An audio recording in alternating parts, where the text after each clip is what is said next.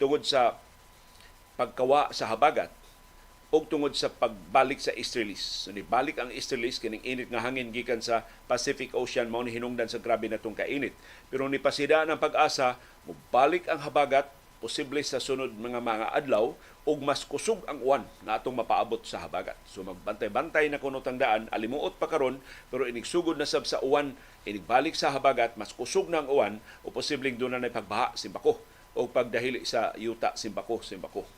So mangandam na ta diya sa atong mga kanal, manglimpyo na ta diya sa atong palibot, kadtong mga agianas tubig nga posibleng moawas, kay nabuni atong hawanan ang agianan aron makalikay ta ining komplikasyon sa kusog nga uwan sama sa pagbaha o sa pagdahili sa yuta. Yes, nangandoy ta og uwan, pero ang atong drainage system wa pa man mausab.